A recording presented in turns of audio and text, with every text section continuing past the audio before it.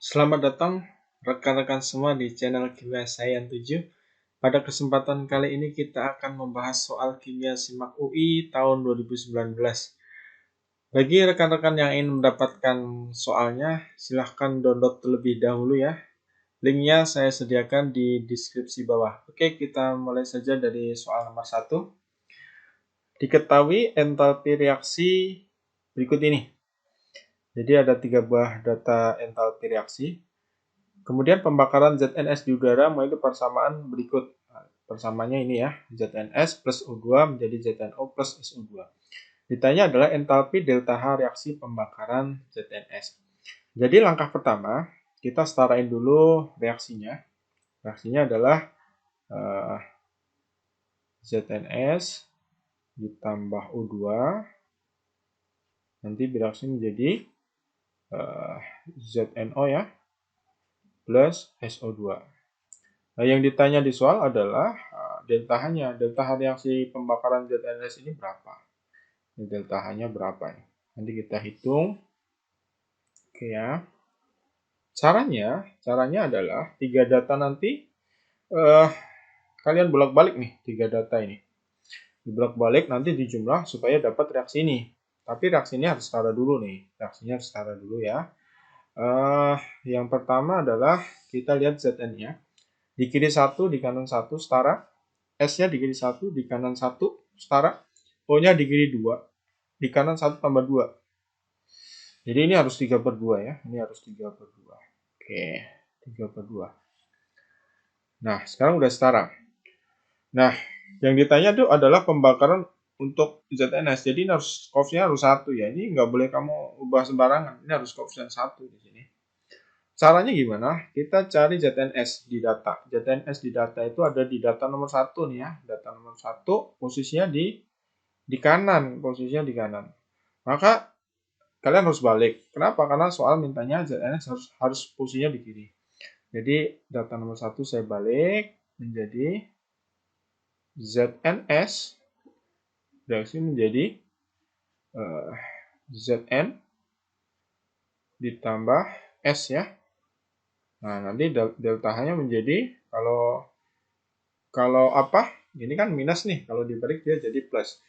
Ini plus 202,9 kilojoule ya. Jadi data nomor 1 tadi dibalik nih. Ini dibalik. Oke, sekarang kita lihat O-nya, O2-nya. O2-nya itu ada di data 2 dan 3. Maka kita skip dulu ya, karena ini banyak di data apa? Ada di 2 tempat nih, di data 2 dan 3, maka agak susah nanti kalau kita menghitung O2 dulu. Langsung aja kita ke ZNO. ZNO itu dia di kanan koefisien 1. Sementara di kiri dia koefisien 2 nih, udah di kanan tapi koefisien 2. Maka ini harus kalian bagi 2. Data 2 itu harus kita bagi 2 semua nih. Berarti ini jadi Zn plus setengah O2 kan? Menjadi ZNO. Nah, ini ZNO. Nah, delta H-nya langsung dibagi 2 ya. Minus 696 kita bagi 2 adalah minus 348. Minus 348 kilojoule. Oke, kita udah dapatkan ZNO di sisi kanan nih. Koefisiennya 1. Oke, sekarang SO2. SO2 ada di data nomor 3. Visual minginnya di kanan, di data udah di kanan. Maka ini langsung aja kita masukkan. Jadi ini S ditambah O2, oke, menjadi SO2. Nah, dari kanan ya, deltanya tetap nih. Ini deltanya tetap, berarti ini minus 296,1 kilojoule. Nah, ini tadi tetap ya, ini tetap. Data 2 tadi dibagi 2. Nah, sekarang S ini kan sama nih, di sisi kanan 1, ini 1 kita coret boleh. Kemudian Zn ini sama nih ya. Ini sama. Nah, ini ZNS di sini. 1. Ini O2-nya kan 3/2. Ini 1 tambah setengah nih. Nah, ini 3/2 nih. Oke. SO2-nya yang ini. Ini SO2.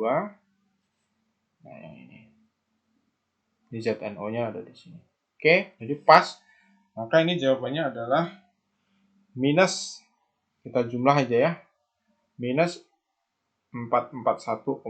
Minus 441,2 kilojoule per mol. Maka jawabannya adalah C. Soal nomor 2, larutan NaCl 0,5 M di elektrolisis menggunakan arus 1,5 ampere selama 9650 detik dengan menggunakan elektroda grafit. Jika volume larutan yang digunakan adalah 500 mili, pH larutan setelah elektrolisis selesai adalah, jadi ini soal elektrolisis. Langkah pertama adalah larutan NaCl itu kalian ionkan. Jadi NaCl Aq berion menjadi Na plus Aq ya, ditambah Cl min Aq.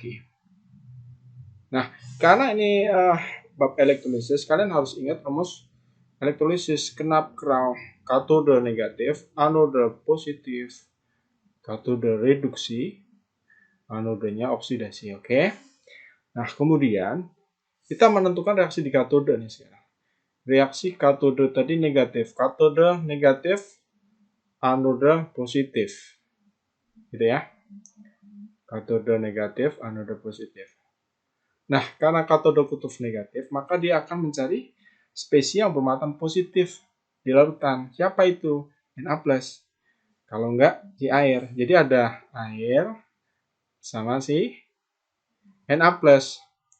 Jadi di dalam dat volta, H2O itu kan posisinya di sebelah kanan si Na ya. Maka siapa yang akan mengalami reduksi?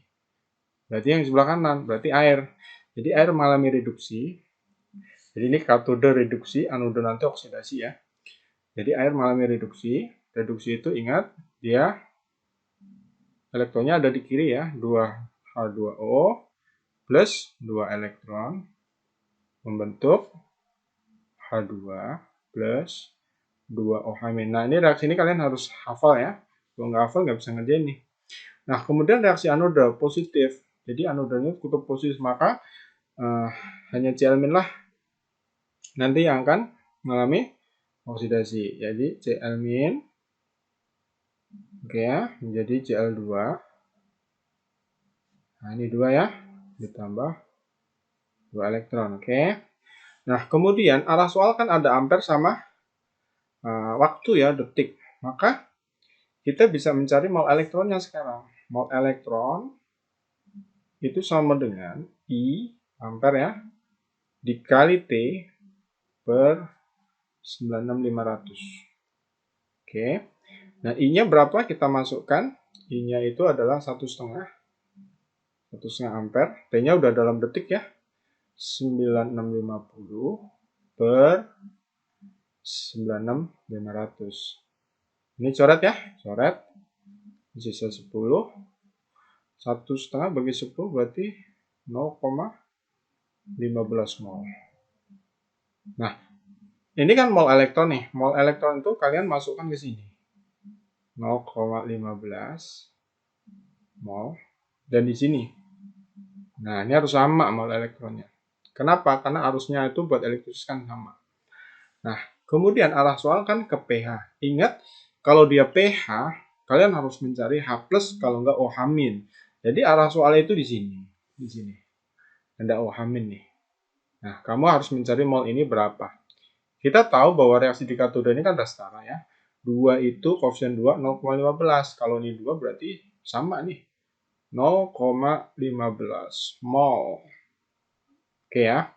Maka kita sekarang bisa mencari konsentrasi OH-. Konsentrasi OH- itu rumusnya adalah mol OH- ya per volume larutan.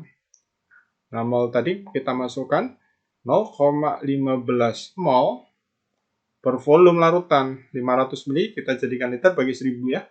Berarti 0,5. Maka sama dengan 0,3, ini liter ya. 0,3 M. Nanti ini kan 3 kali 10 pangkat 1 ya. Nah, sekarang kita karena konsentrasi OH- kita hitung pOH. pOH itu sama dengan min log konsentrasi OH-. Nah, sama dengan min log OH-nya tadi kita masukkan 3 kali 10 pangkat min 1. Maka pOH-nya dapat 1 min log 3. Maka pH-nya adalah, ingat pH itu 14 min, pOH 14 dikurangi 1 min log 3. Berarti 13 plus log 3. Maka ini pH-nya udah ketahuan. 13 plus log 3. Berarti jawabannya adalah B. Soal nomor 3, diketahui reaksi H2 tambah I2 menjadi 2HI. Memiliki persamaan hukum laju V sama dengan K kali konsentrasi H2 pangkat 1 dikali I2 pangkat 1. Jika konsentrasi awal reaksi H2 dan I2 masing-masing 2M dan 1,5 M, laju awalnya adalah 4 molar per second, maka laju ketika 50% H2 bereaksi adalah berapa nih? Jadi ini soal bab laju reaksi ya. Jadi kalau ada mula-mula, kalian bikin MRS nih. Jadi makanya kita tulis persamaan reaksinya dulu. H2 gas ya, plus I2 bereaksi menjadi 2HI. Ini mula-mula reaksi sisa ya. Oke. Nah, perlu diingat bahwa dalam laju reaksi reaktan tuh H2 sama I2 ini selalu berkurang. Ini berkurang dan konsentrasi HI yang di kanan atau produk itu selalu bertambah. Nah, laju awal mula H2 dan I2 tadi kan 2 molar sama 1 molar. Jadi kita masukinnya di sini nih. Ini 2 molar, ini 2M ya. Oke, I2-nya 1,5 M di sini. Nah, ini awalnya di HI-nya di sini 0. Nggak ada, belum ada. Oke. Kemudian laju awalnya adalah 4 molar. Nah, nanti V-nya ya. Kita masukkan ke rumus ini nanti. Ketemu 4 molar per second. Kemudian laju ketika 50% H2 bereaksi, ini berapa? Jadi, ini ada 50% ini alfa ya. Artinya berapa dia yang akan terdisosiasi nih. Jadi alfa itu adalah rumusnya, alfa itu sama dengan R per M. Ini boleh mol reaksi per molar boleh, molar boleh, sama aja. Nah, karena dia alfanya 50%, kita masukkan ini 50%. Ini R. Ini belum tahu, mula-mulanya adalah tadi yang ini ya, 2. Maka R-nya adalah 50% kali 2, berarti 1 molar ya. 1 molar. Nah, 1 molar kita masukkan di sini, 1 molar. Nah, ingat, kalau di R itu koefisien ini sebanding dengan molnya atau konsentrasinya ya. Jadi kalau ini 1 molar, ini 1 juga ini 1 molar. Kalau ini 2 berarti dia 2 molar. Begitu ya. Nah, 2 kurangi 1 berarti ini 1 M, 1,5 kurangi 1 berarti ini setengah M gitu ya. 0 ditambah 2, ini 2 molar. Oke. Nah, sekarang konsep di laju. Pada saat kalian pakai M yang ini kalian bisa menentukan laju awal. Jadi laju awal tadi yang ini nih ya. V sama dengan K ya. Dikali konsentrasi H2 dikali konsentrasi 2. Gitu. Jadi konsentrasi ini H2 sama I2 itu kita pakainya yang di M. Kenapa? Karena dia bilang laju awal. Berarti ini 4 sama dengan K.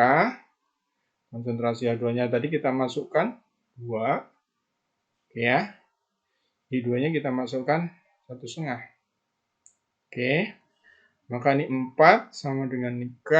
2 kali 1,5, 3 ya. Di 3, maka K-nya dapat 4/3. Oke. Nah, padahal yang ditanya apa? Yang ditanya adalah laju ketika 50% H2 bereaksi. Jadi logikanya gini. Tadi kan awalnya 2M nih. Jadi ketika dia 50% sudah terurai ke sana, berarti tinggal 1M dong. Maka laju ketika 50% H2 bereaksi itu, kita pakainya yang ini nih, molarnya. Nah, kita pakai yang ini. Oke ya. Maka kita masukkan ke rumus lagi. V, rumusnya sama V sama dengan K. Dikali konsentrasi H2, dikali konsentrasi I2. Ya kan? Nah, V-nya tadi dihitung. V sama dengan dihitung berapa. K-nya ini tadi kamu substitusi ke sini. Ini berarti 4/3. H2-nya sekarang kita pakai yang ini. 1 dikali I2-nya setengah. Ya. 1/2 ya. 1/2 kali 4/3 berarti 4/6 sama dengan 2/3.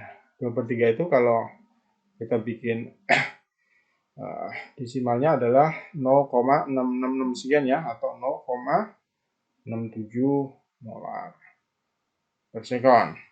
Oke, berarti ini nomor 3 jawabannya adalah B. Soal nomor 4. Polyethylene tereftalat atau PET merupakan polimer yang sering digunakan sebagai serat pakaian atau botol produk minuman. Rumus umum PET adalah sebagai berikut. Nah, ini struktur PET-nya ya. Monomer penyusun PET yang tepat adalah, jadi polimer ini, jadi kita masuk ke polimer, itu tersusun dari beberapa monomer-monomer. Proses pembentukannya nanti ada 2, jadi dia melalui proses adisi dan kondensasi. Kalau polimer adisi itu berasal dari monomer yang mengandung ikatan rangkap 2 atau alkena ya. Tapi kalau dia kondensasi, dia berasal dari monomer-monomer. Ketika bergabung, dia segera melepas molekul kecil. Dari mana kita tahu itu adisi atau kondensasi? Nah, kita lihat ini ada gugus ester di sini. Gugus ester itu asalnya dari proses kondensasi. Jadi bisa dari asam alkanoat. Jadi kalau saya tulis R, ya kan, C, O, OH, ini asam alkanoat. Bisa ketemu gugus alkohol. Ini plus, alkohol itu ROH ya, bisa balik ini. Nah, seperti ini R aksen. Ya. Nah, nanti ketika dia bergabung, ini segera melepas molekul kecil. Jadi ini air nih, air itu termasuk molekul kecil nih. Nah, nanti jadi apa? Nanti jadi R, ini C, ini O, gitu ya. Ini putusnya tadi kan di sini. Nah, ini O-nya dari alkohol ini nanti nempel ke sini. Nah, ini sini plus H2O. Nah, ini adalah gugus ester di sini. Ini ester, dan ini adalah alkohol, ya kan? Dan ini adalah asam alkanoat atau karboksilat. Oke ya, paham ya? Jadi ester CO ini asalnya bisa dari asam ketemu alkohol. Jadi ini. Nah, caranya gimana? Cara mecah jadi monomer. Jadi sama halnya kayak ini nih. Ini kalian pecah. Ini jadi alkohol, ini jadi ester. Sama kayak ini ya. Kita pecah di sini. Nah, kita belah di sini ya. Ini jadi alkohol di sini. Dan ini jadi asam alkanoat ya. Alkanoat. Oke. Jadi setelah saya pisah, nanti dia akan membentuk seperti ini nih. C, ini O. Ini gini. Ini suatu gugus ester ya. Ini adalah benzen nih, hasil gambarnya benzen. Nah, nanti bentuk esternya di sini. Nah, sini set. Nah, kemudian yang ini itu nanti monomernya jadi seperti ini. Ini O, ini CH2, CH2, ini O. Oke. Nah, nanti karena dia mengandung OAT, OAT itu COOH ya. Ini OH-nya di sini. Dia harus kiri kanan karena nanti ini kan berikatan terus nih, berikatan ini sama ini. Jadi rantai panjang. Nah, ini hanya di sini, oke? Nah, ini gugus alkohol nih. Kalau dua namanya ini senyawa diol. Kalau ini COH-nya ada dua, ini senyawa dioat ya. Ini namanya benzana dioat nih.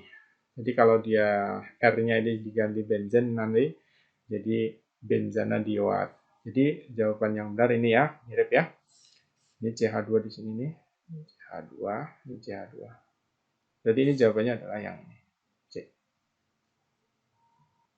Soal nomor 5, diketahui nomor atom unsur Na, Mg, dan Al masing-masing 11, 12, dan 13. Urutan jari-jari kation yang tepat adalah. Jadi ini kita masuk ke jari-jari atom ya. Jari-jari atom itu adalah jarak antara pusat inti ke elektron terluar. Jadi biar lebih gampang, kita bikin konfigurasi elektronnya dulu nih dari unsur-unsur Na, Mg, sama Al.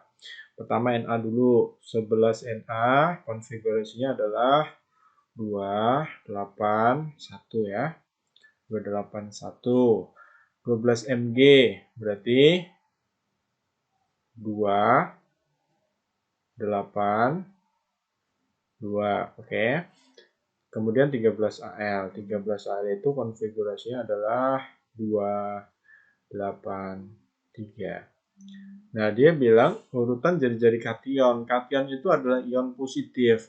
Artinya atom ini nanti dia akan melepas elektron membentuk ion positif. Nah, kalau dia di soal bilang Na+, artinya Na ini melepas 1 elektron. Jadi 11 Na+, gitu kan. Artinya ini dari kondisi awal tadi kan 281, nanti yang satu ini dilepas nih. Maka konfigurasi elektronnya menjadi 28. Mg2+, berarti dia si Mg ini nanti dia akan melepas 2 elektron keluarnya, yang ini lepas. Jadi 28 juga. Sama nih konfigurasinya. Al3+, berarti ini 13, Al13. Oke ya, sama dengan 28. Nah, sekarang kita lihat konfigurasi elektron dari kation ini semuanya sama-sama punya 2 sama 8. Nah, dari mana kita tahu jari-jari kation yang paling besar atau paling kecil? Caranya adalah seperti ini. Jadi kita logika aja. Na nomor atom 11. Jadi Na ini punya 11 proton. Proton itu adanya di tengah inti ya. Jadi kalau saya gambarkan seperti ini. Ini Na. Ini intinya Na nih. Oke. Ini intinya Mg.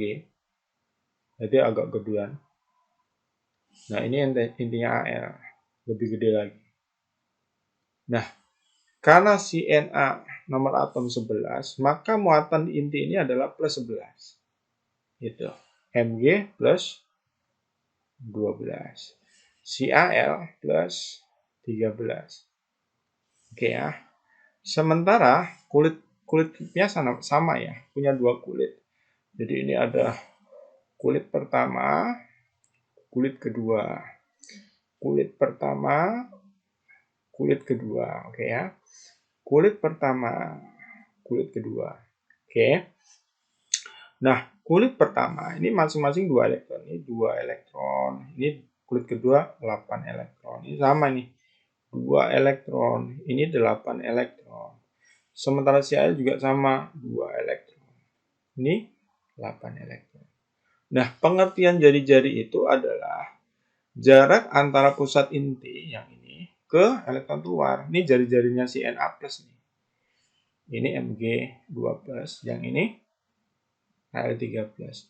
Nah, karena muatan inti ini semakin besar, maka gaya tarik elektron terluar terhadap inti ini makin kuat. Ibaratnya apa? Ini elektron terluar ini makin tertarik ke dalam di sini. Maka ini jarinya nanti jadi paling kecil. Jadi jari-jari Al itu sekian nih. Sekian. Nah, jari-jarinya si Mg sekian. Ya. Jari-jarinya Na sekian. Walaupun di kulit kedua sama 1 dan 2 itu semuanya sama. Cuma karena pengaruh inti ini tadi mengakibatkan jari-jarinya jadi berbeda. Jadi kalau intinya kecil, justru jari-jarinya besar. Karena gaya tarik inti terhadap elektron keluar itu makin lemah. Gitu. Jadi ini jari-jari paling besar adalah Na positif. Itu akan lebih besar dibanding Mg2 positif. Dan Mg2 positif akan lebih besar dibanding Al3 positif. Jadi ini jawaban yang benar adalah A. Soal nomor 6. Deret senyawa yang tersusun dengan kepolaran senyawa meningkat adalah. Jadi kalau kita bicara tentang kepolaran, kepolaran itu kita munculkan momen dipol ya. Jadi kepolaran itu nanti kita hubungkan ke momen dipol. Kalau momen dipolnya itu 0, itu artinya nonpolar. Nonpolar. Nah, kalau dia momen dipolnya lebih dari 0, berarti dia polar. Nah, untuk menentukan kepolaran, ini saya gambar dulu ya, biar enak. Jadi, saya akan absen dulu nih dari unsurnya ini, unsur pembentuknya ini. Ada C, H, Cl, dan sebagainya. Jadi, kita mulai dari hidrogen dulu. Hidrogen itu golongan 1A ya. 1A nih hidrogen, kemudian karbon, golongan 4A. Ini ada si karbon, golongan 5A, ada si nitrogen ya. Nitrogen, golongan 6A, visualnya ada oksigen nih, oksigen. Kemudian golongan 7A ada halogen, diwakili oleh si Cl. Kemudian nanti akan saya munculkan bilangan keelektronegatifan. H ini adalah 2,1. Nanti kalian lihat di tabel keelektronegatifan ya. Ini 2,5, ini N itu 3, ini O itu 3,5, Cl itu juga 3. Jadi artinya apa keelektronegatifan ini? Jadi dia semakin kuat menarik elektron dalam suatu ikatan kimia nanti. Nah, sekarang kita gambar dulu. CH3Cl, CH3Cl, kemudian CO2, kemudian NH3. Nah, untuk menentukan kepolaran, kalian harus penentunya itu di atom pusatnya. Jadi kalian harus tahu atom pusatnya itu siapa. CH3Cl berarti atom pusatnya si C. C, ini ada H, ini ada H ya, ini ada Cl. CO2 atom pusatnya si C juga. C, ini O, ini O. NH3 atom pusatnya si N, ini N, ini H, ini H, ini H. Sekarang C ini kan golongan 4, artinya dia memiliki elektron valensi 4 buat ikatan. Jadi dia 4 itu ke sini buat berikatan sama si H. Ini nanti ikatan kovalen ya, saling memasangkan satu elektron di sini, 1, 2, 3, 4 di sini. Nah, CO2 ini sama O sebelah kanan. O ini butuh 2, maka ini kita gambarnya rangkap 2 ini. 1, 2, 3, 4 nih. 4 elektron valensi C-nya itu 2 di kanan, 2 di kiri. Kemudian N. N itu golongan 5. Berarti ini butuh 1 ke H, 2, 3, 5. Ini baru kepakai 3. Maka masih ada 2 elektron. Ini jadi PeB, pasangan elektron bebas. Ini bentuknya tetrahedral, CO2 linier, ini diagonal piramida. Nah, sekarang kita mencari mana yang polar dan non-polar. Nah, biar gampang yang CO2 dulu ya. CO2 dulu itu kita menentukan dia polar apa enggak nih. Caranya gini. Ini atom pusatnya, ini O. Jadi ini terjadi tarik-menarik elektron. Siapa yang menang? Lihat bilangan keelektronegatifan-nya. C sama O. Gedean si O. Maka ini momen ikatnya. Jadi arah momen ikatnya ke sini. Menuju si O. Nah, gitu. Ini juga yang begini menuju si O. Jadi logikanya gini.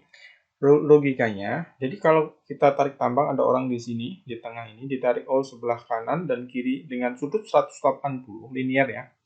Dengan gaya yang sama, maka ini nggak bergerak. Ini saya bilang molekul simetris. Atau mu-nya, atau resultante vektornya, ini sama dengan 0. Mu-nya sama dengan 0. Maka CO2 itu disebut senyawa nonpolar. Oke, sekarang kita bandingkan. Bagaimana dengan si CH3Cl ini? H sama C. Gedean si C dan maka momen ikatnya ke sini. Ini menuju si C, ini juga menuju si C. Nah, ini saling menyadakan ya. Ini H sama C menuju si C. Nah, C sama si Cl dilihat. C sama si Cl, ini gedean Cl, maka momen ikatnya menuju Cl. Nah, ini momen ikat ini sama ini kan sama nih, berarti kita hilangkan, ini anggap aja 0. Nah, nanti resultante gayanya arahnya ke sini. Jadi ini nggak sama dengan 0, maka ini mu-nya, momen dipolnya, lebih dari 0. Atau ini disebut senyawa polar. Bagaimana dengan yang ini? NH3. NH3. N sama H itu lebih elektronegatif si N. Ya, ini 3 sama 21 berarti arah momen ikatnya ke sini. 1, ini juga ke sini, ini juga ke sini kan? Nah, tapi di sini ada PEB. Ini kalau ada PEB itu disebut dengan momen pasang elektron bebas. Jadi ada lagi momen PEB-nya di sini. Nah, maka ini momen ikat sama momen PEB ini bersatu membentuk momen vektor atau momen dipol yang sangat besar. Seperti itu. Nah, ini tadi kan saling menandakan yang 0, maka yang bekerja itu arah vektornya kan ke sini. Kalau ini dari sini, dari sini, dari sini, dijumlah ke sini. Makin besar. Maka ini momen dipolnya itu lebih dari 0. Nilainya lebih besar dibanding yang ini. Ini polar. Maka urutan kepolaran tentu saja CO2 paling lemah. CO2 kepolarnya kurang dari CH3Cl. CH3Cl kepolarnya kurang dari NH3. Seperti itu. Maka ini jawaban yang benar adalah C. Soal nomor 7, jika 150 mili Na3P4 0,1 M direaksikan dengan 350 mili PbNO32 0,06 M, konsentrasi dari sisa reaktan setelah reaksi berlangsung masing-masing adalah. Jadi ini kalau ada rumus ada soal M sama volume, kita harus ingat rumus molaritas itu sama dengan mol dibagi volume ya. Oke, sekarang kita cari satu persatu dulu. Kita mencari molnya si Na3PO4. Rumusnya adalah nih, molnya dicari M kali V, molaritas dibagi volume. Oke ya, molaritasnya itu 0,1. Volumenya nggak apa-apa dibiarin dari mili aja ya, cuma nanti harus milimol. Ini 150, berarti ini 0,1 kali 150 berarti 15 milimol ya. Oke, kemudian kita mencari molnya si PbNO3 dua kali. Rumusnya sama, M dikali volume juga. M-nya masukkan 0,06 dikali 350. Berarti ini 21 ya, 21 milimol. Setelah itu, kalian bikin reaksinya. Reaksinya adalah Na3PO4 ditambah PbNO3 dua kali, gitu kan. Bereaksi menjadi ini Pb. Ini hati-hati P4 3 min ya. Ini berarti Pb3 kurung. Ini poliatomik ya, ion poliatomik PO4 kurung lagi 2 ditambah ini Na plus ketemu NO3 min, jadi NaNO3. Oke. Nah, ini kan belum setara nih, kita setarain. Caranya gimana? Kita lihat yang pertama itu adalah atom Pb-nya. Pb-nya 3, ini 1, ini kasih 3. Nah, kita kasih koefisien 3, oke. Kemudian PO4, ini kan PO4-nya ada 2 nih, ini cuma ada 1. Kita kasih 2. Terus habis itu kita lihat Na-nya, 2 kali 3, 6. Ini baru 1, ini 6. Nah, NO3-nya kita cek, ini 6. 2 kali 3, 6. Nah, ini udah setara ya. Kalau udah setara, kita masukkan ke molar-molar reaksi sisa. Oke. Seperti itu. Ini kita garis. Reaktannya ingat, ini selalu berkurang nih. Berkurang, ini selalu bertambah. Oke. Habis itu, kita masukkan mol yang kita hitung tadi. Ini 15 milimol. Kita masukkan ke sini. Jangan dikali 2 ya. Ini udah dalam 2. Ini 15 milimol. Yang ini tadi kita masukkan di sini. 21 milimol. Oke, ini belum ada. Nah, kita cek dulu mana yang habis duluan. Caranya gimana? Mula-mula dibagi koefisien masing-masing. 15 bagi 2 berapa? 7,5. 21 bagi 3, 7. Maka lebih kecil 7. Maka ini harus habis duluan. 21 kurang berapa biar 0. Ya, 21 nih taruh di sini. Nah, inilah namanya reaksi pembatasnya. Oke, ini penentunya di sini. Ingat, pada saat mau reaksi, kalian lihat koefisien. 3 itu 21. Kalau 2 berapa? Berarti 2 per 3 kali 21 kan ya. Nah, berarti ini 14 ya. 14 milimol. Oke. Terus dari sini kita ke sini. 1 ini berarti 7 milimol. Oke. Ini berarti 6 berarti kali 6 ya. 42 milimol. Oke, ini 42 milimol. Ini 7 milimol. Dan ini 1 milimol. Nah, pertanyaannya apa? Konsentrasi dari sisa reaktan. Nah, reaktan itu yang sebelah kiri ya. Kalau ini namanya produk. Jadi ini tadi kita nggak kerjain nggak apa-apa. Jadi nanti kalau kamu ngerjain ini nggak usah dikerjain. Jadi biar menghemat waktu yang lihat yang kiri aja. Jadi konsentrasi dari sisa reaktan. Berarti reaktannya si Na3PO4. Nah, konsentrasi itu rumusnya adalah mol dibagi volume total. Jadi ini kan udah bercampur nanti volumenya volume total. Jadi molaritas Na3PO4 itu rumusnya adalah mol per volume total ya. Maka 1 milimol per volume total. Volume totalnya itu 150 tambah 350 berarti 500 ml. Nah, mili ketemu mili coret. Mol per liter molar ya. 1/500 berarti 0,002 molar. Berarti ini jawabannya adalah B. Nomor 8, urea atau NH22CO merupakan senyawa organik yang sering digunakan sebagai pupuk dalam bidang pertanian. Diketahui ARH, CN, dan O sekian. Jika suatu tumbuhan membutuhkan 22,4 mg atom N dari urea, maka massa urea yang dibutuhkan sebesar berapa? Jadi ini ada hubungan antara massa unsur sama massa senyawa ya. Jadi saya kasih rumus praktisnya ini. Jadi rumus praktisnya itu kayak gini. Massa unsur, massa unsur per massa senyawa sama dengan X itu indeks, X kali AR unsur per MR senyawa sama dengan persen unsur atau kadar unsur per persen senyawa. Ini rumus praktisnya. Jadi ketika di soal itu bicara tentang, kalau di sini kan massa unsur sama massa senyawa nih, nggak ada persennya sama sekali, maka kita pakai rumus yang ini. 1 ini sama dengan ini.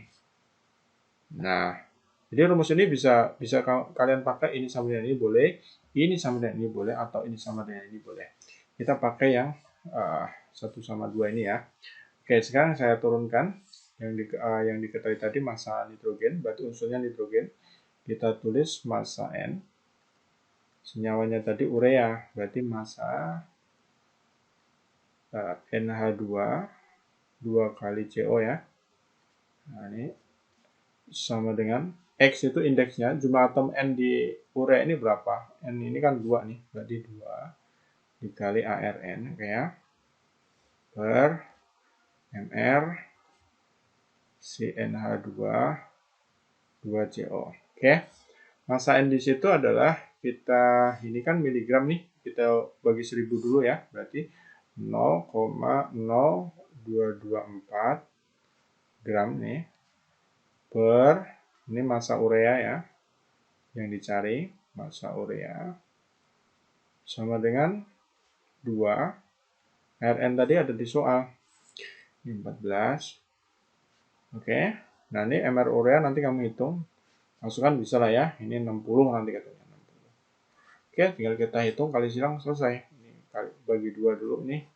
Jadi 30 ya. 30 kali itu dapat massa urea sama dengan 0,0224 kali 30 per 14. Oke, nanti kita hitung dapat sekian. Menghitung sendiri ya. Nanti kamu dapat 0,048 gram. Sama dengan 4,8 kali 10 pangkat min 2 gram ya. Nah, Jadi jawabannya ini yang benar adalah D.